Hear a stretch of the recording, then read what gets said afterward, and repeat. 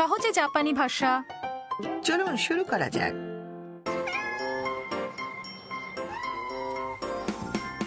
かわいい。みんなご飯を食べています。本当にかわいいね。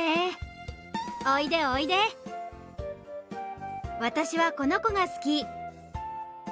私はこの猫が好きです。猫カフェってリラックスできるよね。本当ですね。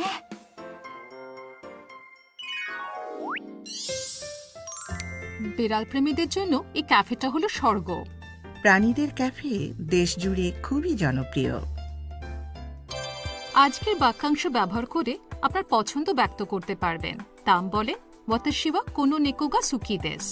খুব সহজ। আপনার পছন্দের লোক, স্থান বা জিনিস তার সাথে যোগ করুন গা সুকি দেস।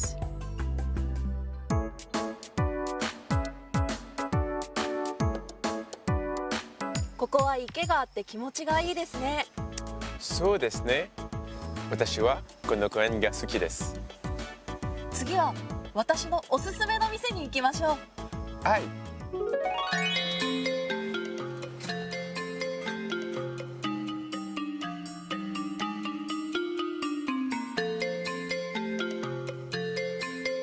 最高です。私はトカゲが好きです。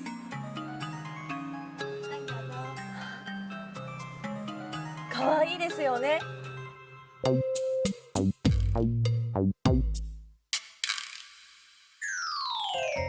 ওয়াতাশি ওয়া হারিনেজুমি গা সুকি দেস।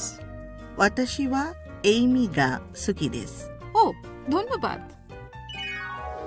এবার তাহলে উচ্চারণ অনুশীলন করা যাক। ওয়াতাশি ওয়া কোনো নেকো গা সুকি দেস। ওয়াতাশি ওয়া কোনো নেকো গা সুকি দেস। ট্রিপটিক। প্রাণীদের সাথে খেলা করতে পারবেন এমন কাফে জাপানে খুবই জনপ্রিয় হয়ে উঠেছে।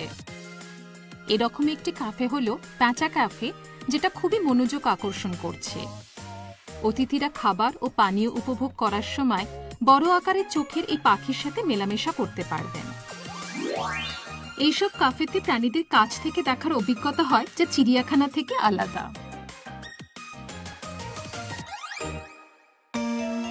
এবারের কাঞ্জি।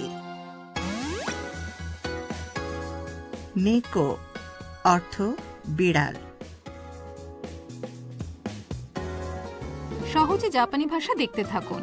পুরনো পাঠ এবং অন্যান্য বিষয়বস্তু দেখতে চাইলে আমাদের ওয়েবসাইটে যান। সায়োনারা।